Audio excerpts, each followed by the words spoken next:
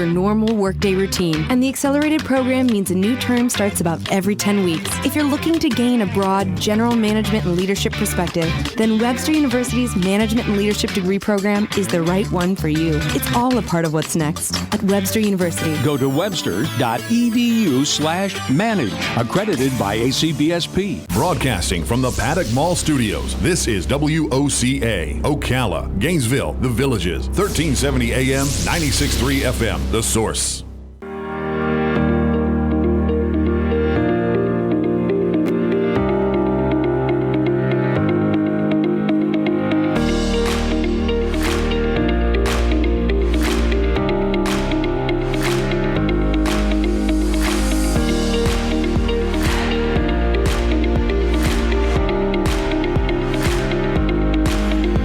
All right, 7 minutes after 11 o'clock. Thank you for tuning in. I guess it's once a month we have in the studio Higher Education Happenings. It's a program, and the folks from the local colleges, not just the University of Florida, but some of the other ones, Webster and the University of Central Florida. Oh, gosh, Robin, I can't remember all the names of the schools that come in here, but they all represent themselves.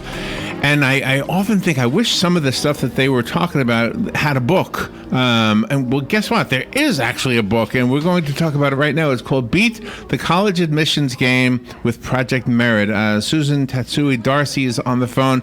She's a teacher herself, and she has written this book. She was named the 2019 California Mother of the Year, and she is the founder of the Merit Academy. And I found the book, the Beat the College Admissions Game, on Amazon. So right away I can tell you how to find it, and so affordable. It's like $20 for the paperback or $10 for the Kindle, and I'm sure you can find it in bookstores as well. Susan Tatsui-D'Arcy, you're reaching an interesting market with this radio station, just so you know. I think I heard Robin tell you we have a lot of colleges, especially the University of Florida, and then we have the retirees, so it kind of goes the whole spectrum of age. Good morning, Susan.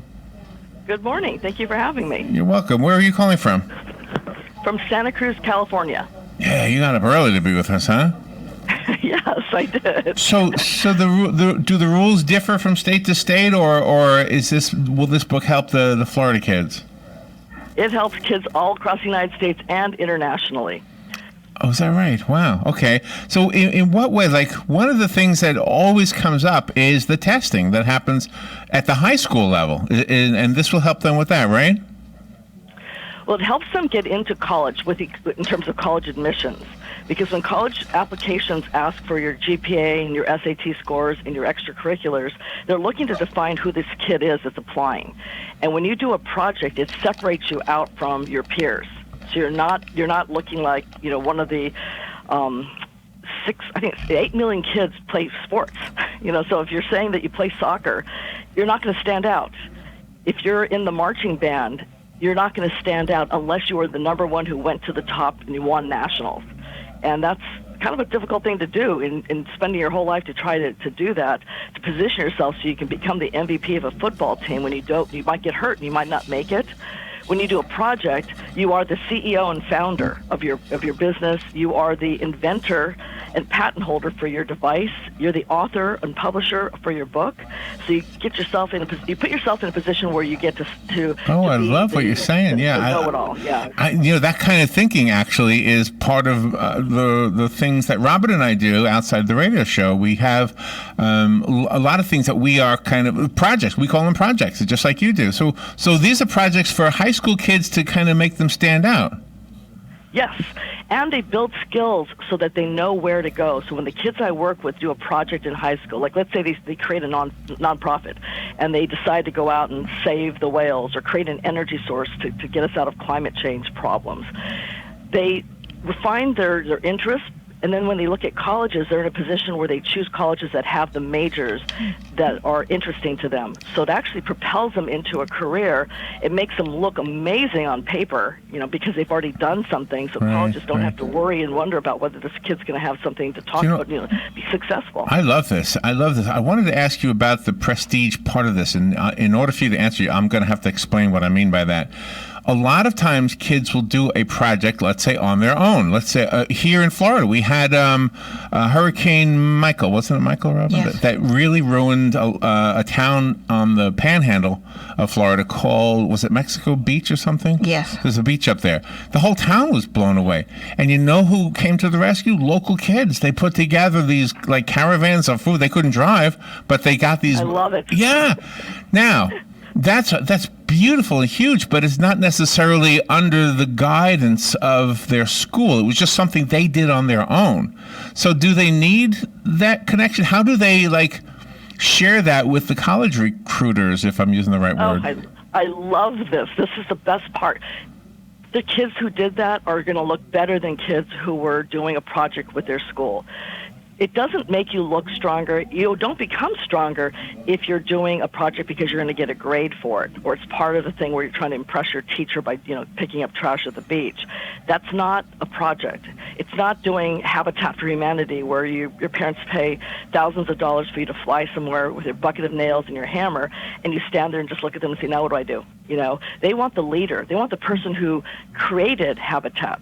Just like what you're talking about with your project, people who go out and help hurricane victims. Mm-hmm. I have a student right now who's doing a project, and he's purchased a water filter, and he's created a whole project on a website where people can volunteer on the website and go to wherever the disaster is. And we certainly don't have any shortages of disasters today. So people can just say, hey, we need water here. We're out of water. We have 10,000 people, and he'll send a water filter down there for 10,000 people. And that's his project. It has nothing to do with his school, which shows his leadership. It shows that he cares, that wow. He's together outside of school with no guidance, no grade, no incentive to do it other than he just felt really badly for those people. But everything there's two things I want to say here. Everything you're saying is awesome, and everything you're saying applies. You could be 50, 60 years old and do those things if you want to, I don't know, get somebody to say, hey, why don't you come and help us if that's what you're doing at that age.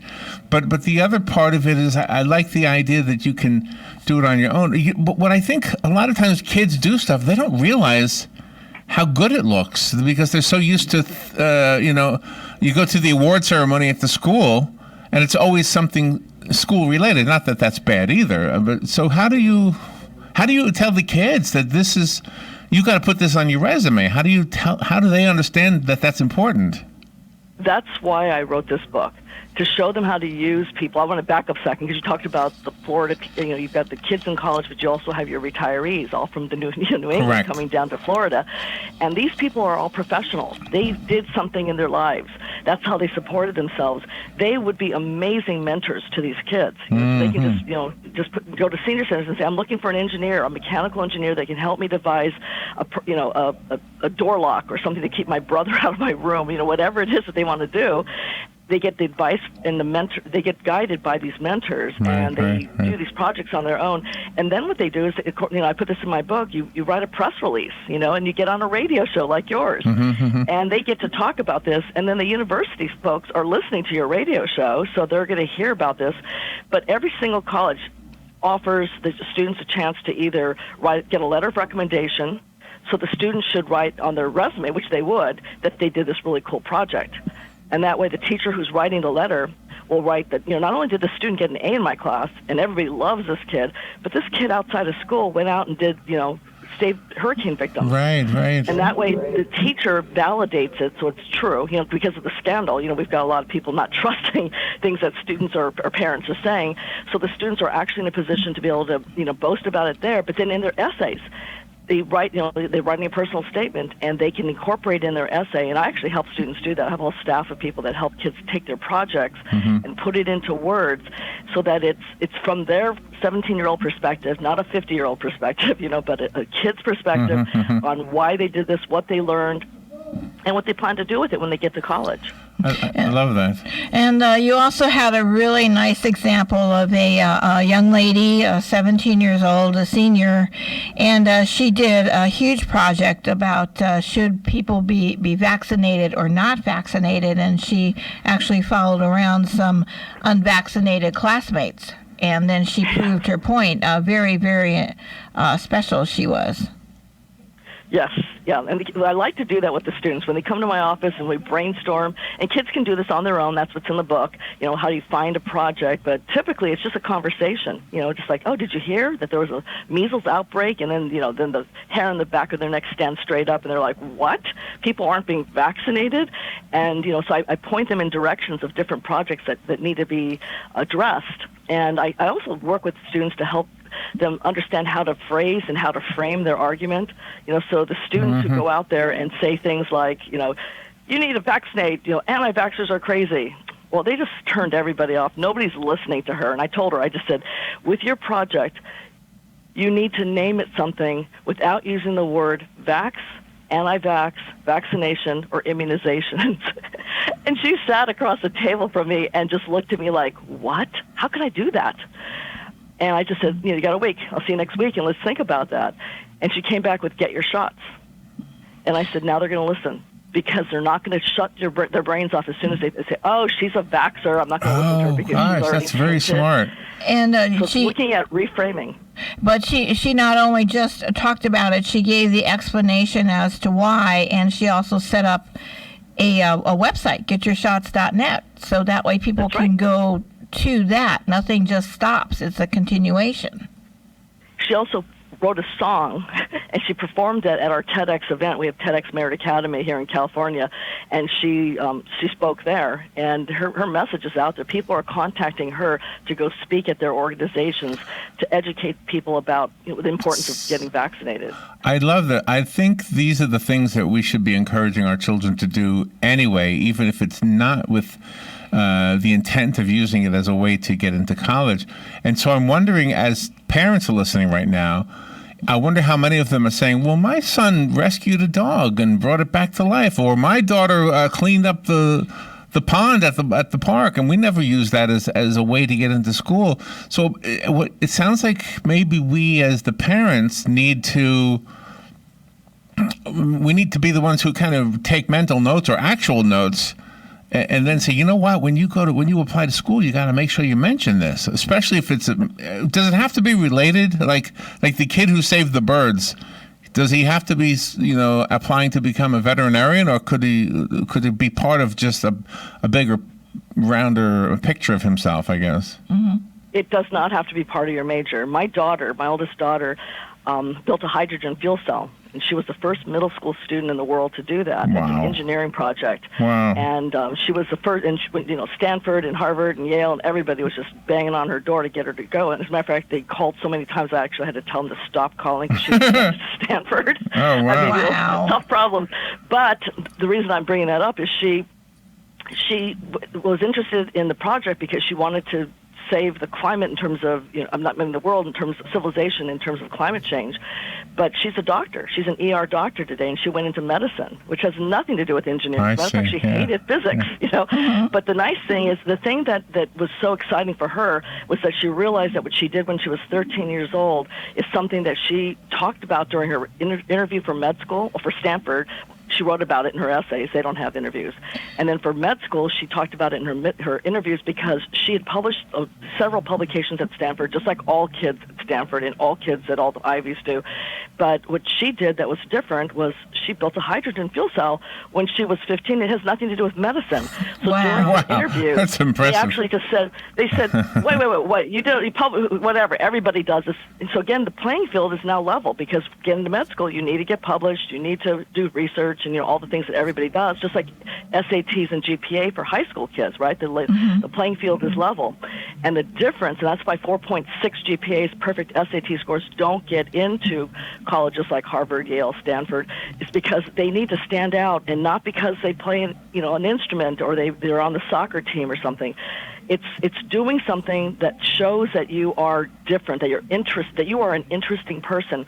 And these projects, like you mentioned before, like the parents say, oh, my kids have done all these different things. Yeah. They've done all these things that build character. Every time they do a project, they learn huge lessons about their organizational skills. They might miss an appointment and boom, they lost that opportunity.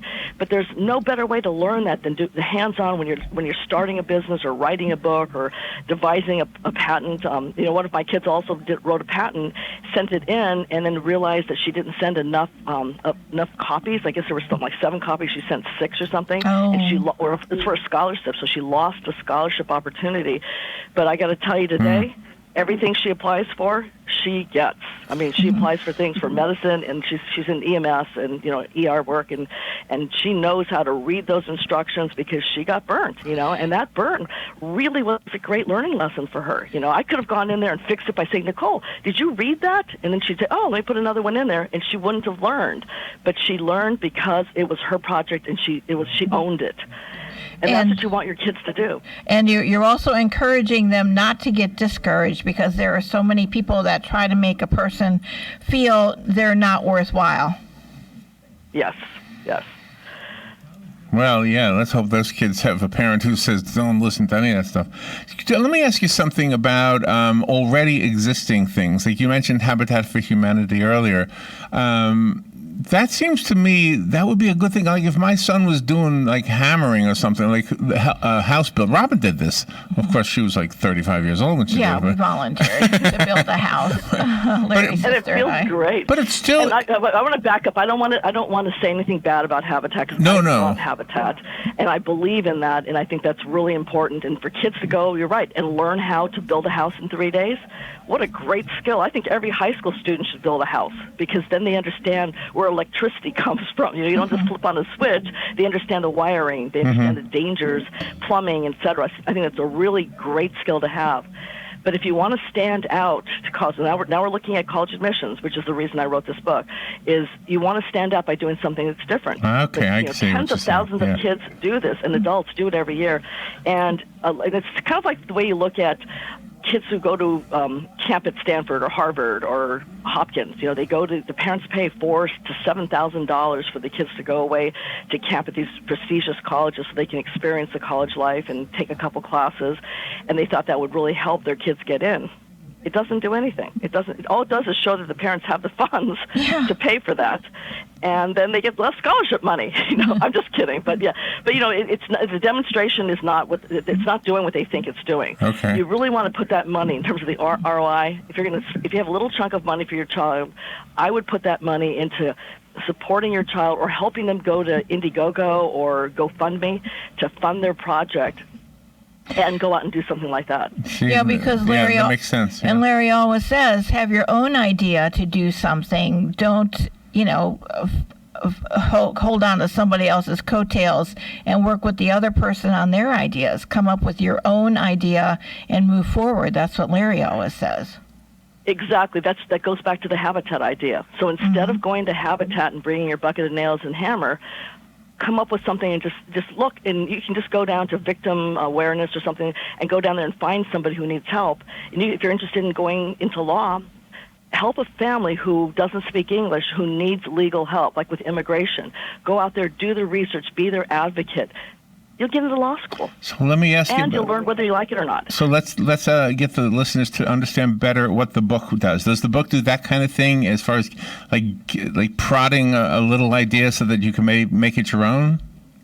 Yes, I have a whole section on brainstorming, so the student can brainstorm and just see if whether it's viable or not. The best thing to do is Google it. Who else is doing this? If it's already being done and it's being done and it's moving forward, go find something else. And that's what I do with my students that I work with. I'm a college advisor, so when I meet with students, we just talk about the news. We talk about what they're interested in. I had a student who came to me once, and she's a daughter of a doctor and a nurse. Obviously had no money problems and was very comfortable in life. And she walked into my office after 3 months of looking for a project. Because her parents wanted it. She just liked coming to see me. She became my friend, And so we just started talking, and we're talking about her boyfriend and all kinds of things. And she walks in with a bottle of water. So I just figured I'd really throw this at her. So I just said, do you know you're drinking prescription drugs? And she says, no, I'm not. This is bottled water. They purify it. And I said, no. They just go to a tap, they tap it up, and here it is. They don't test for prescription drugs. She didn't believe me, so I called the water treatment plant and asked the person who answered the phone, do you test for prescription drugs? And they said, no. And you should have seen her face.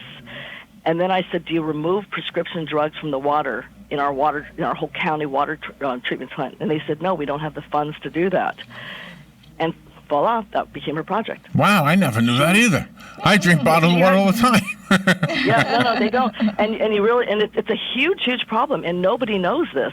So what she did was she started a project to get the pharmacies to take back drugs, because the reason there's drugs in our water is way back when people, the experts told people, when you have old prescription drugs or you can't finish them, just flush them down the toilet, because you don't want people to steal them out of your trash. Mm-hmm. And even those who put it in their trash, all of the above leaches into our water system. Wow. And it goes into the ocean, into lakes. You'll see fish with 3 gills, deformed fish, and that stuff ends up in our bodies. So this student freaked out about that. She created this project, did an incredible job, and then she entered this contest that we have here, a senator, back then it was Joe Simidian. It was called Ought to Be a Law Contest, and 300 people submitted ideas, and she submitted her idea, and she won. So her idea became a California state law. And now in California, you can take any of your drugs into the pharmacies, and they have receptacles where you just drop it. Wow. And now it's it's because of my student. Now, one quick question about that specific story. Was she doing that specifically to improve her chances of getting into college? Yes. Oh. All the students I work with come to see. I'm a college advisor, so they come to see. They say, "Well, I want to get into this great college," and they'll give me their list. I'll say, "Okay, well, you're not going to get in without a project." So we brainstorm about projects, and that's why she does it. All of my students do that.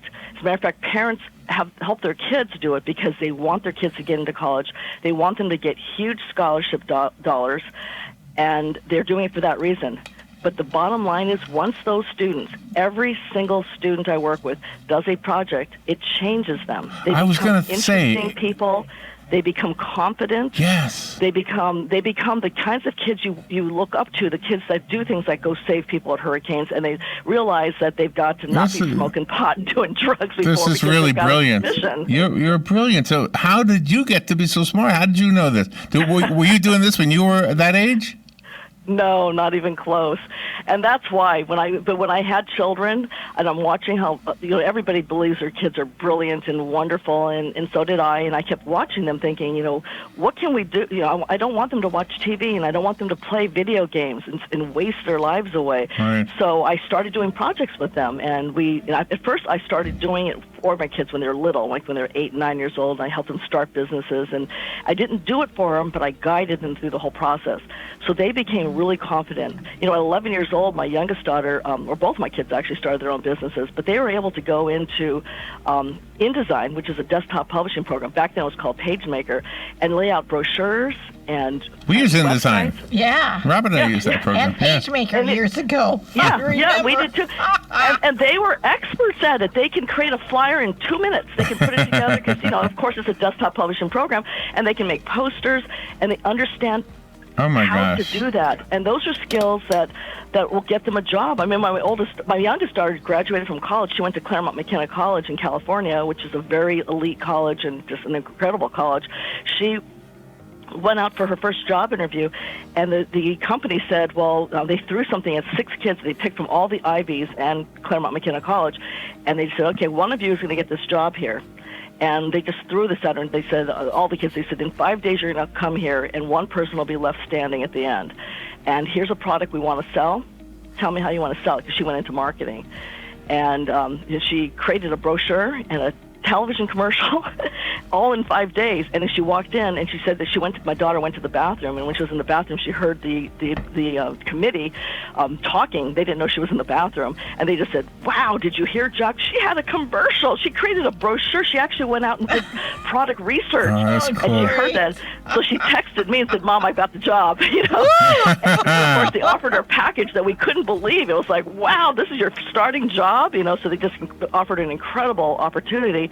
But because of PageMaker, because she was able to just, she said, well, let me lay it all out. But it's those skills. Those are the skills that if you get, when kids start a project or they do a nonprofit or they create a website or they create a flyer, they learn these real life skills that businesses want, for careers. It's amazing. It changes a child. What an inspirational segment you just gave us. And I think a lot of people who have they're way beyond the college years. I'm sure that they are saying, you know what, I'm going to start doing stuff.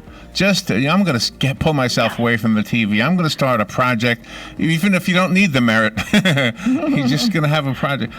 Susan, I love what you do. You are so motivational. I love that. It's no surprise to me that you've done the TEDx stuff. Susan, let's see. I found the book on Amazon. Do you have a website you'd like to direct us to? Yes, meritworld.com. That's meritworld.com. All right, very good. And they can learn more about projects. I list all the projects, not all the projects, list a bunch of projects that the students have done so they can see different types of projects. And any listeners out there, in terms of retirees, make yourself available to these kids. You know, wouldn't it be a great way to go out? Your legacy is to help kids do something that helps everybody else. Oh, I have a quick. I have a quick story I want to share with you. Okay, I actually worked for 3 years at an assisted living facility, and I took a break from radio for 3 years. but anyway, while I was there, I learned that everybody in a facility like that is not afflicted with dementia. In fact, far from it. These people are brilliant in many cases. Well, these kids came in to sing for Christmas, I think it was, and one of the men that was in that facility was absolutely a genius. He was he held like a dozen patents or something like that. I can't remember all the stuff he had done. Whenever there was like a trivia game, this guy would always be in the back of the room. He wouldn't play because he felt like he was too qualified. So he would always like whisper the answers to the old ladies. And he was an old guy too. So he was, but he would anyway. So these kids came in to sing, and he got to talking to one of them, and it was a young girl, and she couldn't stop listening to him. He had so many amazing stories about it being an inventor, and who knows what kind of light he put under her, what kind of fire he started. But yeah, you're right. Absolutely. I love this conversation. Susan, thank you. You're welcome. Thank you for having me. Good stuff. Oh, my gosh. Keep doing what you're doing. That's it. I guess we're done. Thank you, Susan. All right. Thank you. Bye-bye. All right. We'll be right back. Broadcasting from the Paddock Mall Studios, this is WOCA, Ocala, Gainesville, The Villages, 1370 AM, 96.3 FM, The Source. Summertime is tree planting time because young trees just love this warm